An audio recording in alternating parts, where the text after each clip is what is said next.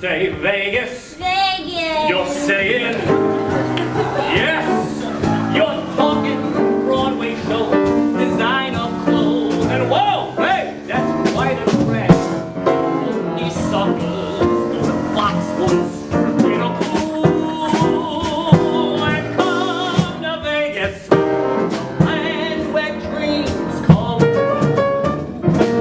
Catchy songs, big laughs, skydiving Elvises, and Tony Danza. We're here to catch a peek of Honeymoon in Vegas in rehearsal. You know, I was thinking about it, the show is set in Vegas and Hawaii. It's basically like a big vacation of a musical. It is, and it feels that way too. It doesn't feel that way backstage because that's a lot of costume changes. But yes, on stage, it is nice to pretend that I'm basking in the Hawaiian sunlight in my bikini.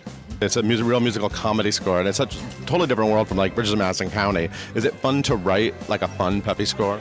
It's fun. It's really hard. I mean, I think there are people who are just comedy people, and then there are people who are just heartbreak and misery people, and I'm probably more the latter. I have to say, it's a lot more fun rehearsing this than it was rehearsing the Bridges of Madison County. I mean, it's just people all trying to make the jokes land every day. We laugh all day, every day. We come to work, and Tony Danza tells us about what he did the night before, and we laugh and laugh and laugh. I mean, it is just such a joyous group. Is it fun to sing this music? Are you kidding me? It's Jason Robert Brown. It's amazing. It's an absolute dream come true. The minute the overture starts, you go, oh, I've been waiting to hear an overture that sounds like this, you know, since they wrote Gypsy. It definitely honors kind of classic Broadway musicals, but it never feels like it comments on them. It just kind of celebrates that sound. Look at you up there. You're a lean, mean Broadway song and dance machine. Isn't that something amazing? It's something I've always dreamed of, and it's wild to have your dreams come true. It really is bizarre. You're back watching Who's the Boss of the Kid. Did you ever think you'd be in a love triangle with Tony Danza? What the hell? No. I walked into rehearsal like 2 weeks ago, and I passed Tony, and he just went, "Good morning, Brynn O'Malley." And I was like, "Good morning, Tony Danza." That's a crazy thing to say, let alone experience. When we were living together out at the Paper Mill Playhouse, I would come home and he would have made me soup. And I'm like, Tony Miscelli from Who's the Boss is cooking for me. One day I wanted to come home and have him like lifting up the sofa and vacuuming just so I could feel like I was on the show.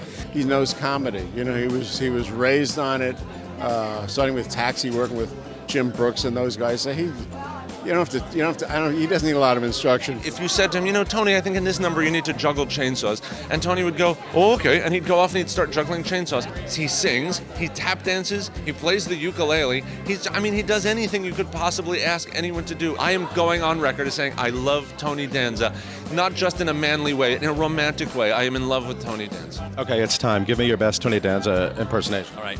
No, we should do that. No, we should do that. Yeah. No, we should do that. That's great. Listen, I don't want to get in trouble here, right? You know what I'm talking about, but, it's just, I do stuff. I knew it was, I had to be a part of the show. Savor the veal.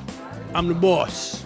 Tony, I'm so sorry. You're so much better than that. Thank you. That's my audition tape for SNL. My spectacular impressions. Everyone can do a Tony Danza. Can you do a Tony Danza? No, yeah, I do them. I do them pretty good, too.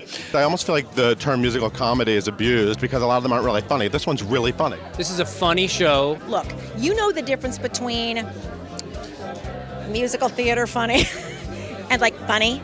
Oh no, this is actually funny. When I read it the first time, I said, this is a really funny, smart funny musical. It's insane. It's insane. But somehow it's completely sincere and grounded and moving, but it also knows just the right moments when to not take itself too seriously. I defy anyone to leave not feeling like $1 million. I mean, it's great.